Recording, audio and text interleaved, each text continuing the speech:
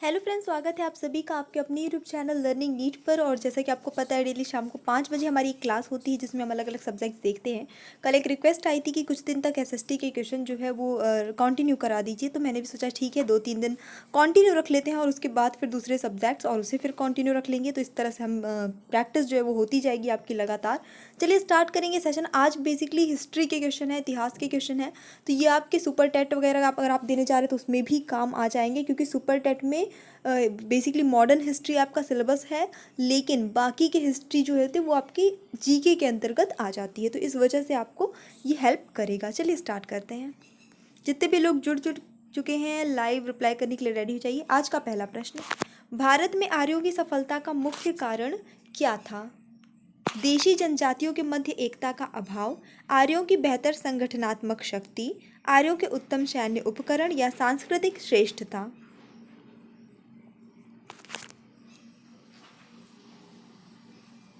तो यहाँ पे जो सही उत्तर होता है वो होता है आर्यों के उत्तम सैन्य उपकरण। ये एक मेन रीज़न था जिस वजह से भारत में आर्य जो है वो सफल हुए। ठीक है, आर्यों ने भारत पर जब आक्रमण किया, या फिर ऐसा कह सकते हैं कि आक्रमण करने के बाद सफलता पाई, तो उसके अलग अलग विद्वान एक्चुअली अलग अलग मत दिए हैं कि क्या रीज़न था क्या रीज़न नहीं था। लेकिन इतिहासकार जो हैं उन ज़्यादातर इतिहासकारों ने माना है कि इनके जो सैन्य उपकरण थे वो एक बड़ा रीज़न थे। ये मैंने इसलिए बता दिया है क्योंकि कई लोग अलग अलग सब माने हैं, तो आपको कुछ एक्स्ट्रा भी पढ़ने को मिल सकता है कहीं पे, तो कंफ्यूज नहीं होइएगा।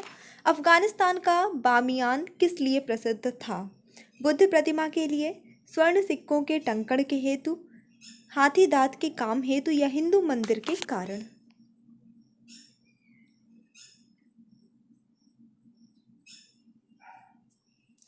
चलिए देख लेते हैं। तो यहाँ पे सही उत्तर जो होता है आपका ऑप्शन नंबर ए हो जाएगा, बामियान अफगानिस्तान का ये बुद्ध प्रतिमा के लिए प्रसिद्ध था। बामियान जो है अफगानिस्तान में काबुल के बहुत ही पास है, और ये एक ऐतिहासिक स्थल है। यहाँ पे बहुत महान बौद्धकालीन अवशेष भी जो है मिले हैं, ऐसा उल्लेख मिलता है हमें। ठीक है, इसमें गांधार शैली में निर्मित महात्मा बुद्ध की मूर्तियाँ फेमस है। समुद्रगुप्त द्वारा दक्षिणापथ के शासकों के प्रति अपनाई गई नीति नहीं थी कौन सी? तो जो नीति उन्होंने नहीं अपनाई गई थी वो आपको बताना है। शत्रु पर अधिकार, शत्रु को मुक्त करना, राज्य को लौटाकर शत्रु पर दया करना, सम्राट के सामने उनको हाजिर करना।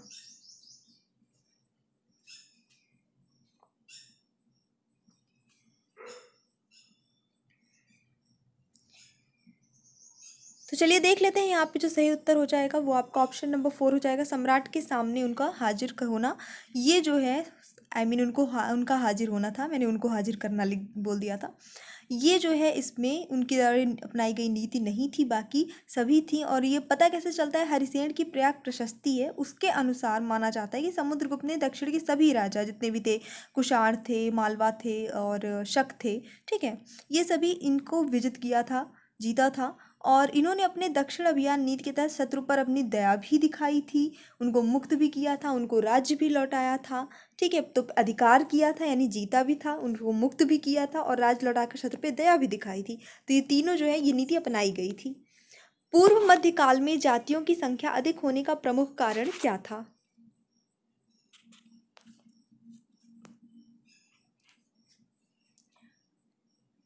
फटाफट से देख लीजिए। तो बिल्कुल यहाँ पे जो सही उत्तर होता है वो होता है आपका ऑप्शन नंबर सी, व्यावसायिक वर्गों का जातियों में परिवर्तन। ठीक है, ये जो है पूर्व मध्यकाल में जातियों की संख्या अधिक इसी रीजन से थी, क्योंकि जिसका जो व्यवसाय वर्ग था उसी हिसाब से जाति उनकी हो जाती थी। बेसिकली उत्तर वैदिक काल में व्यवसाय के आधार पे जो है जाति बनाई जाती थी, तो इस वजह से जातियों की संख्या ज़्यादा थी, क्योंकि व्यवसाय तो ज़्यादा होंगे ही। भी कोई बुनकर होगा, कोई कुम्हार होगा, कोई कुछ इस तरह से सभी प्रकार के कार्य होंगे। द्वैतवाद के संस्थापक कौन थे? रामानुजाचार्य, निम्बकाचार्य, माधवाचार्य या शंकराचार्य।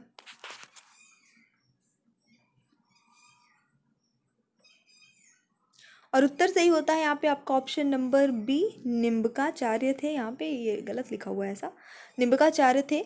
इसके अलावा रामानुजाचार्य जो थे वो थे विशिष्टता द्वैतवाद, ठीक है, विशिष्ट द्वैतवाद के थे। माधवाचार्य जो थे वो थे आपके द्वैतवाद। अगर सिर्फ द्वैतवाद बस लिखा तो माधवाचार्य आपका सही उत्तर हो जाएगा। अद्वैतवाद अगर मिलता है तो शंकराचार्य इसका करेक्ट आंसर होगा। निम्न में से वे सिख गुरु कौन थे जिन्होंने सिखों को एक लड़ाकू जाति में परिवर्तित किया तथा उन्हें मांसाहार की अनुमति दी? गुरु अर्जुन देव, गुरु गोविंद सिंह, गुरु हरगोविंद, गुरु हरकिशन।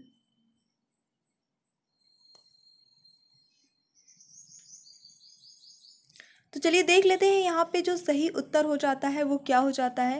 तो जैसे कहते हैं कि समय के साथ बदलते रहना चाहिए। गुरु हरगोविंद जी ये सिखों के छठवें गुरु थे। तो बदलते हुए हालातों के हिसाब से इन्होंने जो है शस्त्र और शास्त्र की शिक्षा ग्रहण की थी, यानी कि शस्त्रों की भी शिक्षा ग्रहण की थी। और न्याय के प्रति लड़ने के लिए इन्होंने शस्त्रधारी दलों का गठन भी किया था।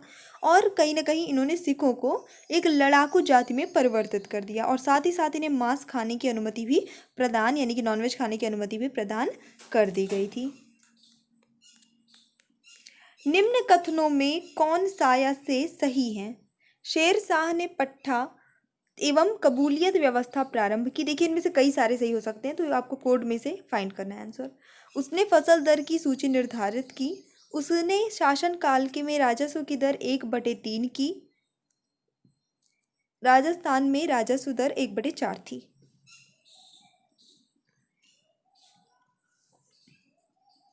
चलिए देख लेते हैं क्या होता है इस प्रश्न के लिए। आपका सही उत्तर ऑप्शन नंबर यहाँ पे सही होगा 1, यानी कि पहला, शेर शाह ने पट्टा और कबूलियत व्यवस्था प्रारंभ की, ये सही है। उसने फसल दर की सूची भी निर्धारित की और उसके शासनकाल में, उनके शासनकाल में राजस्व की दर जो है वो 1/3 थी। जाहिर सी बात है कि राजस्व की दर जब 1/3 थी तो ये वाला फिर कैसे सही हो सकता है। तो ऑप्शन नंबर आपका ए सही जाता है।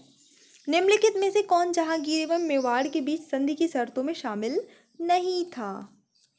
अमर सिंह द्वारा मेवाड़ का आधिपत्य स्वीकार करना, एक मुगल टुकड़ी की मेवाड़ में तैनाती, राजकुमार को मुगल दरबार में सेवा हेतु भेजा गया, मुगलों द्वारा छीने गए क्षेत्र मुगलों को लौटाना। अगर नहीं बनता है तो तुक्का मार दीजिए। ये भी देखा करिए कि आपके तुक्के कितने सही लगते हैं, क्योंकि एग्जाम में कुछ प्रश्न तो ऐसे आ ही जाते हैं कि फिर वो आपको गेस वर्क करके ही वहाँ पे आना पड़ता है। तो ये पता होना चाहिए कि आपकी गेस वर्क कितना वर्क करता है ना। तो चलिए देख लेते हैं इस प्रश्न के लिए जो आपका सही उत्तर है वो होता है option number A, Amar Singh द्वारा मेवाड़ का आधिपत्य स्वीकार करना। ये इसमें शामिल नहीं था, बाकी तीनों थे। उत्तरवर्ती मुगल बादशाहों में किसके साम्राज्य की सीमा आलम से पालम तक विस्तृत थी?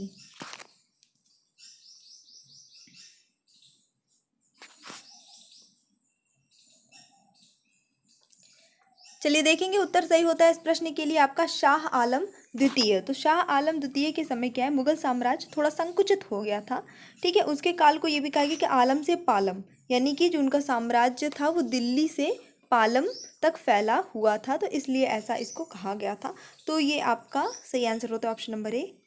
क्लाइव ने सन 1757 में कलकत्ता पर अधिकार करने के बाद बंगाल के नवाब सिराजुद्दौला को ब्लैंक पर हस्ताक्षर करने को बाध्य, किस पर हस्ताक्षर करने के लिए बाध्य किया था?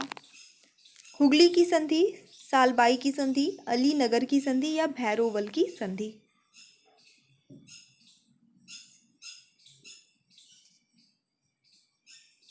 तो इन्होंने क्या किया था, अंग्रेजों ने, सिराजुद्दौला ने जो है कलकत्ता पर आक्रमण करके उसे जीत लिया था और उसके बाद जिस संधि पर हस्ताक्षर करने के लिए बाध्य किया गया था वो हो जाता है आपका ऑप्शन नंबर सी, अलीनगर की संधि। तो ये करेक्ट आंसर हो जाता है, क्योंकि जैसे मैंने बोला कि कलकत्ता पर आक्रमण करके उसे जीता और उसी का नाम अलीनगर रख दिया। ठीक है, तो इसलिए कंफ्यूज नहीं होना है, नाम उसी का अलीनगर रख दिया गया था। अंग्रेजों ने इसके उत्तर में एक बड़ी सेना जो है तैयार की और उसके बाद सिराजुद्दौला पर आक्रमण करके सिराजुद्दौला को हरा दिया था और इस वजह से अलीनगर की संधि करने पर सिराजुद्दौला विवश हो गए थे। ठीक है, नाम किसने चेंज किया था? सिराजुद्दौला ने। किसका? कलकत्ता का। फिर अंग्रेजों ने फिर से अटैक किया उस पर और सिराजुद्दौला को मजबूर करके अलीनगर की संधि पर हस्ताक्षर करवाए। क्लियर? चलिए देखेंगे नेक्स्ट। चलिए देखेंगे तो यहाँ पे कुछ समिति, सदन, समाज लिखे हुए हैं और सामने कुछ व्यक्तियों के नाम है, तो आपको बताना है किनका संबंध किससे है। कोड दिए हैं, इनमें से आपको लगाना है। तो पहले मैच करेंगे। सेवा समिति, सेवा सदन, वेद समाज, सत्यशोधक समाज।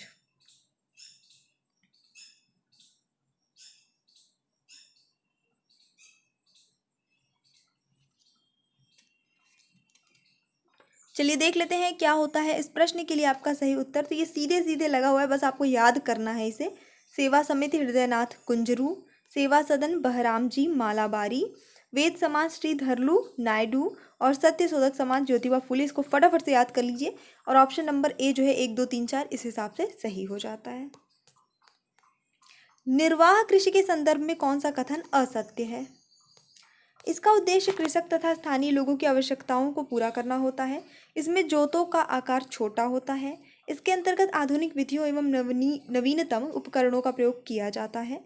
इसके अंतर्गत 3 प्रकार की कृषि प्रणालियां आती हैं। गलत वाला कथन बताना है निर्वाह कृषि के बारे में।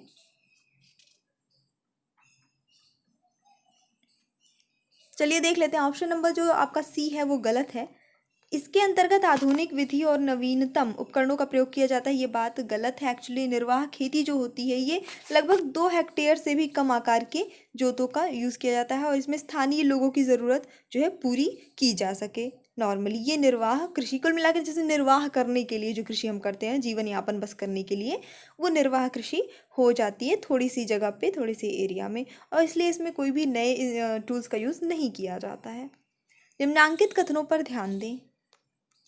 कुतुबुद्दीन ऐबक ने लाहौर को अपनी राजधानी बनाया था। कुतुबुद्दीन ऐबक सुल्तान बनने तक दासत्व से मुक्त नहीं हुआ था। अब आपको बताना है इनमें से कौन सा कथन सत्य है।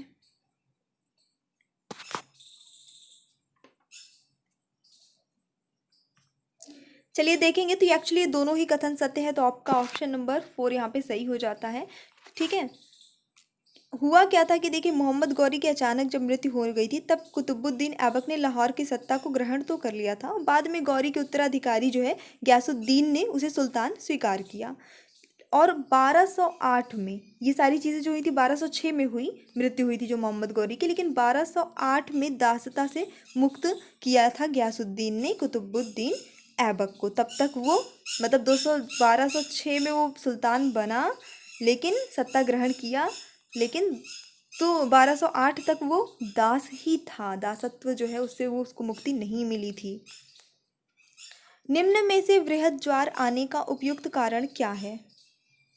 सूर्य और चंद्रमा द्वारा एक दूसरे की विपरीत दिशा से पृथ्वी पर गुरुत्वाकर्षण बल, सूर्य चंद्रमा पृथ्वी का सिजगी की अवस्था में होना, तट रेखा का घुमावदार होना, उपरोक्त में से कोई नहीं।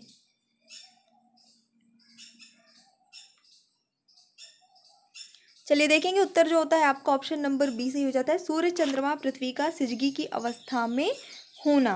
ठीक है, जब ये सिजगी की अवस्था में तब उच्च ज्वार आते हैं और ये ज्वार लगभग नॉर्मल जो ज्वार होते हैं उससे 20% तक अधिक ऊंचे होते हैं। अलाउद्दीन खिलजी ने भूमि की उपज व श्रेणी के अनुसार भूमि कर निर्धारित कराया, जो संपन्नों और गरीबों सबकी भूमि पर एकीकृत करके लगाया। यह उपज का कितने भाग निर्धारित किया गया था? कुल मिला के ये टैक्स जो है वो कितना था वो बताना है आपको। टोटल जो उपज हो उसका कितना भाग। तो ये पूरा 50% था, जितनी भी उपज उसका आधा पूरा पूरा। तो बिल्कुल आपका ऑप्शन नंबर ए सही होता है, 1/2 भाग।